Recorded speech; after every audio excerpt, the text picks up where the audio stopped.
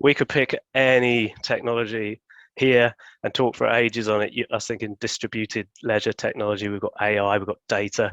We could even go into non-fungible tokens if you like. I mean, it's going to really alter the way assets are traded all over the world, and everything is going to become an asset, right?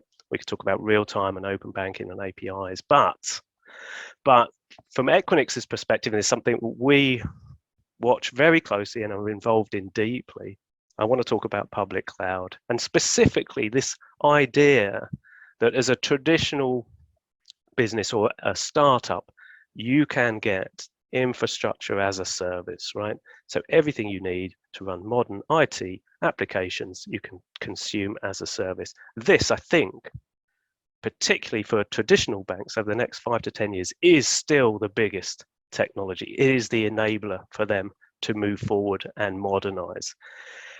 What advantages does it bring? Why is it so attractive? It's really a chance for banks to get out of the business of buying boxes, owning them, depreciating them, managing technology debt, managing people, even managing data centers as Equinix. They can leave that to the experts. And the whole idea of moving from a huge capex to an opex-based model and consuming that infrastructure as a service. So the future for IT infrastructure is everything's going to be as a service. This allows CIOs, CTOs to move into cloud native technology for their applications, move things to containers, get potentially huge cost savings if they move into consuming infrastructure as a service with Kubernetes and the automatic scaling that brings. They can ramp up and consume compute and storage as they need it, ramp down when they don't need it. The potential cost savings there are really significant if you do it the right way. I'll use, I like an analogy, Mark. I'm going to use the iceberg analogy here.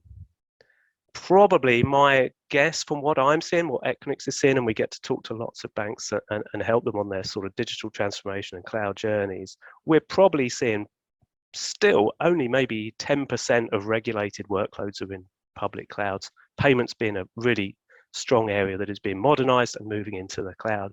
But that means below the waterline, that iceberg piece that we can't see is 90% of transactions are still running on-premise on infrastructure that banks own and operate themselves.